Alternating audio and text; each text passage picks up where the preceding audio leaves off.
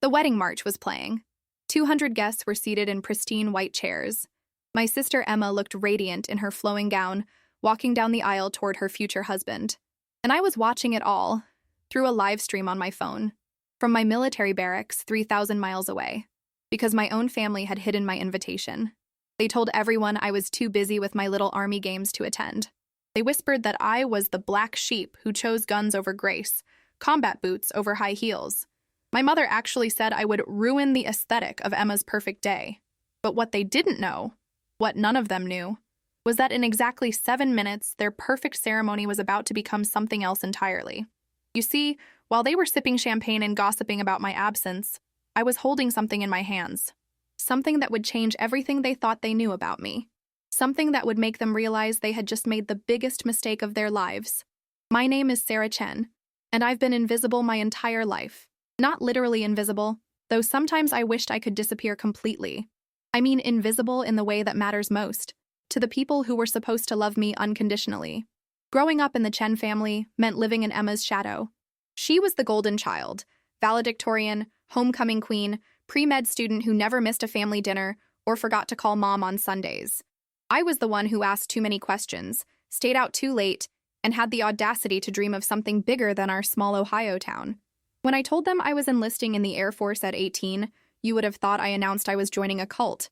"Sarah, honey," Mom said, barely looking up from her cooking, "don't you think you should focus on college?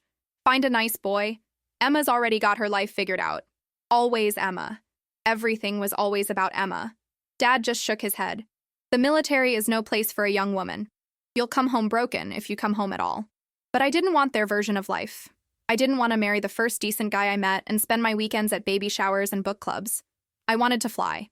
I wanted to see the world from 30,000 feet and know that I was protecting something bigger than myself. So I left. And for 8 years, they treated my service like it was an extended phase. A rebellious stint that would eventually end with me coming home, apologizing, and settling into the life they had always planned for me.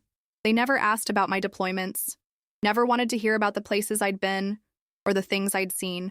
When I called home, the conversations were always the same. "How's the weather there? Are you eating enough? Emma got promoted at the hospital. Emma's boyfriend is such a catch. Emma this, Emma that." I stopped calling as much. They stopped asking why. The invitation never came. I found out about Emma's engagement through Facebook, like a distant acquaintance. The wedding date was set for October 15th, a fall ceremony at the historic Grandview Manor, the same venue where our parents had married 28 years ago. I waited for the invitation, checked my mail religiously, asked my barracks mates if anything had been delivered by mistake. Nothing. 2 months before the wedding, I called Emma directly. "Hey, Em, congratulations on the engagement. When should I expect the invitation?" There was a long pause, the kind of pause that speaks volumes. "Oh, Sarah, I wasn't sure if you'd be able to make it, with your commitments." Commitments. Like serving my country was a hobby I could just put aside for a weekend.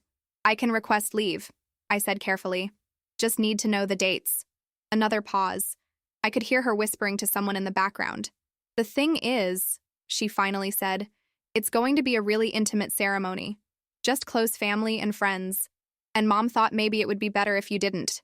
I mean, with your schedule being so unpredictable, the knife twisted deeper with every word. "Are you uninviting me from your wedding, Emma?" "I'm not uninviting you. I'm just being realistic about your priorities." My priorities. My priorities were apparently defending the freedom that allowed her to have fairy tale weddings in the first place. But I didn't say that. I never said things like that. "I understand." I lied. "Have a beautiful day." I hung up and stared at my phone for a long time. 8 years of service, 3 deployments, countless nights lying awake in foreign countries thinking about home. And this is what I got. But I wasn't going to let them see me break. The months leading up to Emma's wedding were a masterclass in passive-aggressive family dynamics. Every phone call home became a minefield. Mom would mention dress fittings, venue tastings, flower arrangements, always followed by an apologetic, "Oh, but you're so busy with your work." My work. Like I was selling insurance instead of flying combat missions. Emma would post everything on social media. The engagement party I wasn't invited to. The bridal shower where my cousins and aunts celebrated without me. The bachelorette party in Miami that included girls she'd met at her yoga class, but not her own sister. In every photo, they looked so happy. so complete. And I realized that I had been edited out of my own family's story a long time ago. The worst part wasn't the exclusion, it was the way they justified it. They convinced themselves that I wouldn't want to be there anyway, that I was too different now, too military, too cold, too damaged. They created a version of me that was easier to dismiss than the real daughter and sister who just wanted to belong somewhere. 3 weeks before the wedding, I made a decision that surprised even me. I put in for leave anyway. Not because I planned to crash Emma's perfect day. I had more dignity than that. But because there was something else happening that weekend. Something important. Something that might finally make them understand who I really was, if they bothered to look. October 15th arrived with the kind of crisp autumn weather that makes Ohio feel magical. I watched the live stream from my laptop, propped up on my narrow barracks desk. Emma had shared the link on the family group chat, probably thinking I was too busy to watch. The venue looked exactly like something from a magazine. White roses and baby's breath arranged in elegant cascades. String quartet playing softly as guests found their seats. Everyone dressed in their autumn finest, chatting quietly and smiling for the photographer. I recognized faces I hadn't seen in years. Great aunts and family friends, college roommates and work colleagues, the entire extended Chen family network, gathered to celebrate love and new beginnings. Without me. I should have felt angry. Part of me did, but mostly I felt sad. Sad for the years of distance. Sad for the relationship Emma and I might have had if she'd ever bothered to see past my uniform. Sad for parents who were so proud of one daughter's accomplishments that they couldn't see the other daughters. The processional began. Emma's bridesmaids walked down the aisle in dusty rose gowns, each one a perfect representative of her perfect life. College friends, work friends, the kind of friends who shared her interests and understood her world. Then came Emma herself. Even through a pixelated live stream, she was breathtaking. Her dress flowed behind her like liquid silk, and her smile could have lit up the entire venue. Dad walked beside her, tears in his eyes, looking like the proudest man alive. I found myself smiling despite everything. Whatever had gone wrong between us, she was my sister. And she looked happy. The officiant welcomed everyone, made some standard remarks about love and commitment, and began the ceremony. Emma and David exchanged personal vows that made half the audience cry. The ring ceremony went perfectly. Everything was exactly as planned. And then, at 3:47 p.m., something happened that nobody had planned for. The back doors of the venue burst open. I heard the commotion before I could see it clearly on the live stream. Voices raised in confusion. The string quartet stopped mid-phrase. The camera was pointed toward the altar, so I could only see reactions. Heads turning, people standing, Emma's face shifting from confusion to something that looked like panic. Then the live stream operator swung the camera around, and my heart stopped. Standing in the doorway, in full military dress uniform, was General Patricia Morrison, 3 stars gleaming on her shoulders. Behind her were 2 other officers I didn't recognize, also in dress uniform. But what made my breath catch wasn't just seeing military personnel at Emma's wedding. It was that General Morrison was holding something in her hands. An envelope.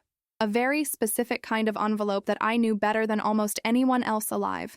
The general's voice carried clearly over the stunned silence. I apologize for the interruption, but I'm looking for Captain Sarah Chen. We were told she might be in attendance today. The silence that followed was deafening. I watched through my laptop screen as every head in that venue turned to look for me. 200 people scanning the crowd for the sister who wasn't there. The daughter who wasn't invited. The family member who was apparently too busy with her little army games to attend. My mother's face appeared in the frame, and I had never seen her look so confused. So lost. She's not here, Mom stammered into her microphone. Sarah couldn't make it. She's deployed. General Morrison's expression didn't change, but I could see something shift in her posture. Ma'am, Captain Chen is currently stateside. Are you telling me that Captain Chen was not invited to this family celebration? The way she said it, not as a question but as a statement that required explanation, Emma, still standing at the altar in her wedding dress, looked like she wanted to disappear into the floor. General Morrison, my father said, stepping forward with the kind of authority he used in his courtroom. I'm not sure what this is about, but today is my daughter's wedding day. If you need to reach Sarah, surely there are proper military channels. Mr. Chen, the general interrupted, her voice carrying the kind of respect that comes with 3 decades of military service. Today is indeed your daughter's wedding day, but it's also the day your other daughter was supposed to receive something rather significant. She held up the envelope, and even through the grainy live stream, I could see the presidential seal. My heart was pounding so hard I thought it might burst out of my chest. Perhaps, General Morrison continued, the family would like to understand why Captain Chen wasn't here to receive this commendation in person, surrounded by the people who love her most. Commendation. The word hung in the air like a challenge. I watched my mother's face change as the implications began to sink in. Watched my father's legal mind start to process what was happening. Watched Emma, still in her white dress, realize that this moment was about to become something very different from what she'd planned. "What commendation?" Mom whispered. General Morrison opened the envelope with ceremonial precision. "The Distinguished Flying Cross," she announced, her voice carrying to every corner of that silent venue. "Awarded to Captain Sarah Chen for extraordinary heroism while participating in aerial flight on March 15, 2024. I closed my eyes. March 15th, the day I'd tried so hard to forget. The day that had changed everything. The citation reads, General Morrison continued, Captain Chen distinguished herself by heroism while participating in aerial flight in support of combat operations. When her squadron encountered an unprecedented emergency situation involving civilian casualties, Captain Chen voluntarily flew a critically dangerous solo mission to extract wounded personnel from hostile territory. Her actions directly resulted in the preservation of 14 lives, including 3 American citizens and 11 Allied personnel. The silence in that venue was absolute. Captain Chen's courage under fire, technical skill, and unwavering commitment to preserving human life exemplify the highest traditions of military service and reflect great credit upon herself, the United States Air Force, and her country. 14 lives. 14 people who went home to their families because of a decision I'd made in a split second over hostile territory, knowing there was a very good chance I wouldn't make it back myself. 14 people who were alive today because I'd been trained to make impossible choices and live with the consequences. General Morrison wasn't finished. "This commendation," she said, looking directly into the camera, as if she somehow knew I was watching, "is typically presented by senior leadership in formal ceremonies attended by family members. Captain Chen specifically requested that the presentation be delayed so it could coincide with her sister's wedding, allowing her family to share in both celebrations." The weight of those words hit the venue like a physical force. I had requested the delay. While Emma was planning the perfect ceremony that didn't include me, I was arranging my own recognition ceremony to happen on the same day, in the same place, because I still believed, despite everything, that my family would want to be there, that they would be proud, that maybe finally, they would see me as something more than their disappointing, damaged daughter who chose the military over the life they'd planned for me.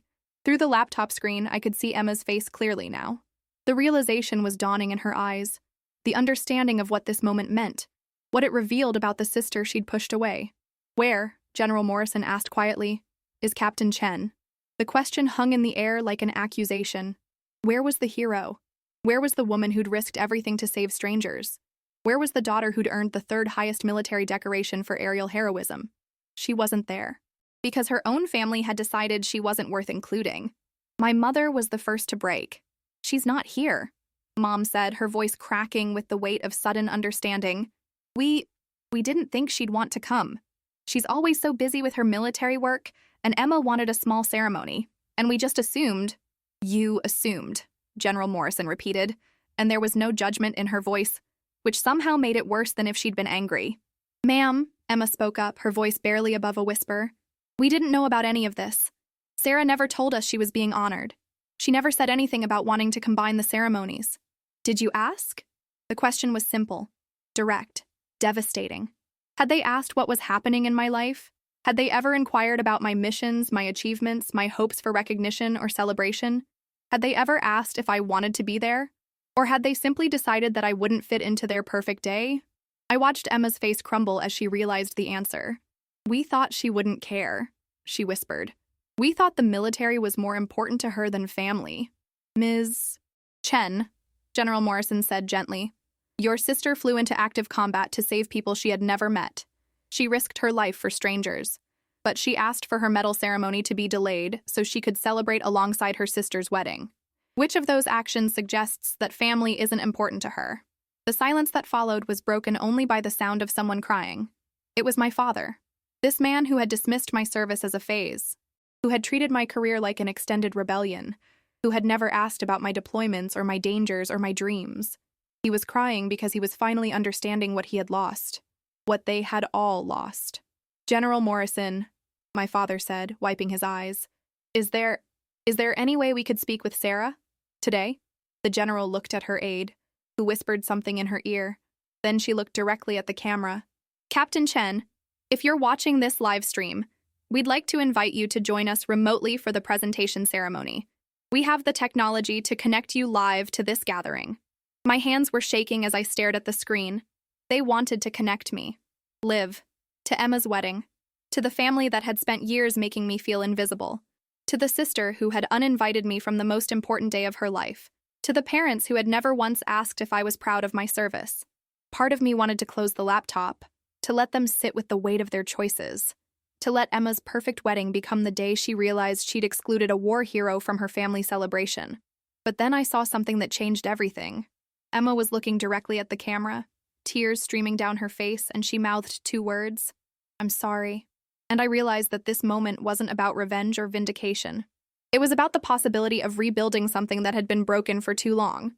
I reached for my phone and dialed the number General Morrison had provided for such occasions. Within minutes, the venue's AV team had established a live video connection. My face appeared on the large screens that had been set up to display wedding photos and videos. 200 wedding guests were now looking at me in my dress uniform, calling in from my barracks 3,000 miles away. "Hello, everyone," I said, and my voice carried clearly through the venue's sound system. The silence was different now. Not uncomfortable, but reverent. Emma spoke first. "Sarah, I don't know what to say. Congratulations on your wedding," I said simply. "You look beautiful, Em." She started crying again. Real tears this time. Not the happy tears of a bride, but the broken tears of a sister who was finally understanding the magnitude of her choices. "I'm so sorry," she whispered. "I'm so sorry." "I know," I said, and I meant it. General Morrison stepped back into frame. "Captain Chen, if you're ready, we'd like to proceed with the presentation ceremony." I nodded, standing at attention in front of my laptop camera. What followed was unlike anything I could have imagined. General Morrison read the full citation, describing in detail the mission that had nearly cost me my life. She talked about the burning aircraft, the wounded personnel, the impossible weather conditions, and the split-second decision to attempt a rescue that every other pilot had deemed too dangerous to attempt. She described how I'd flown alone into hostile territory, landed on terrain that wasn't suitable for aircraft, loaded 14 injured people into a plane that was never designed to carry that much weight, and somehow managed to get everyone out alive. She talked about the 3 weeks I'd spent in a military hospital afterward, recovering from injuries I'd sustained during the mission. Injuries I'd never mentioned to my family because they'd never asked how I was doing. And then, with my family and Emma's wedding guests watching, she presented me with the Distinguished Flying Cross virtually. "Captain Sarah Chen," she said, "for extraordinary heroism in aerial flight, it is my honor to present you with this commendation on behalf of the President of the United States and the United States Air Force." What happened next took my breath away. Every single person in that venue stood up and applauded. 200 wedding guests, dressed in their finest clothes, giving me a standing ovation for a mission I'd flown 9 months earlier. For a life I'd lived in service to something bigger than myself. For sacrifices they were only now beginning to understand. My mother was crying openly. My father was applauding with the kind of pride I'd never seen on his face before. Emma, still in her wedding dress, was clapping and laughing and crying all at the same time. But it was what happened next that changed everything. Emma stepped toward the camera, toward my image on those screens, and she said, "Sarah, will you be my maid of honor?" The question caught me completely off guard. You already have a maid of honor.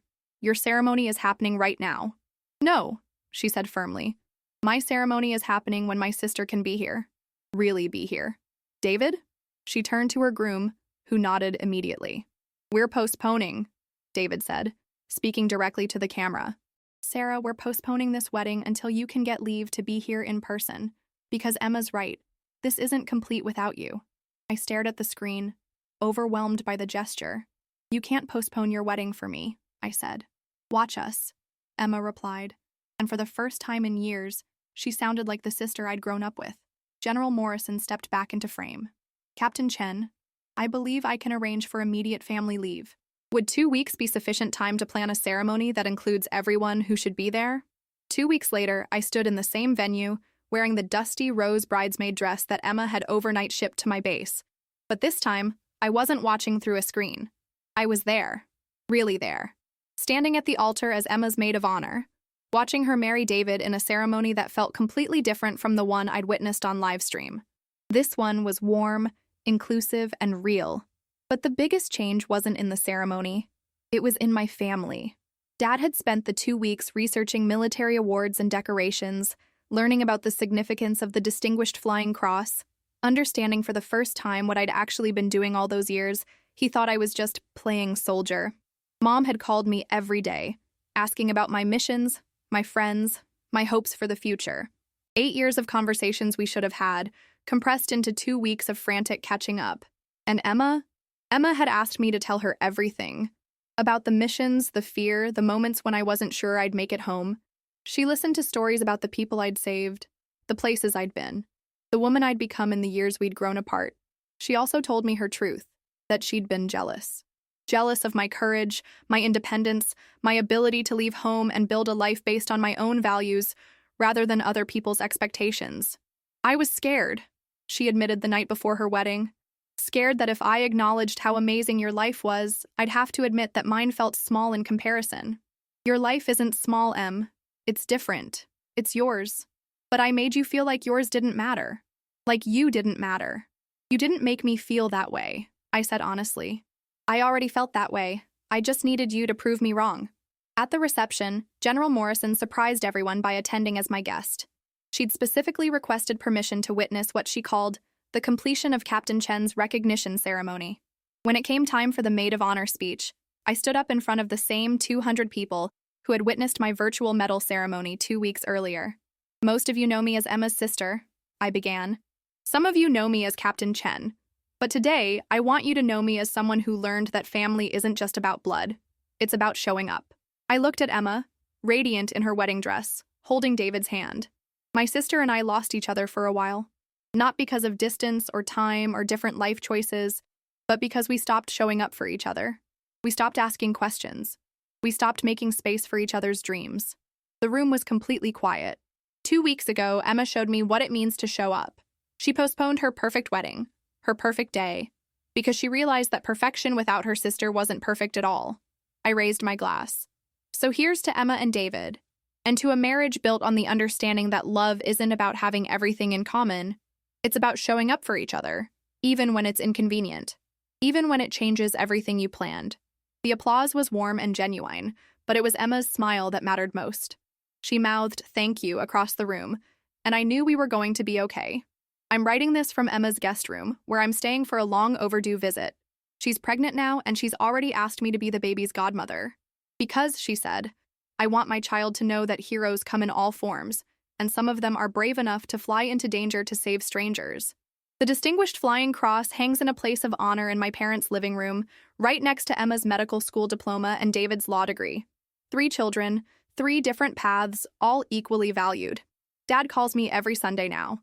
He wants to understand military strategy, foreign policy, the geopolitical implications of my deployments. He's still a lawyer at heart, but now he's a lawyer who's proud of his daughter's service.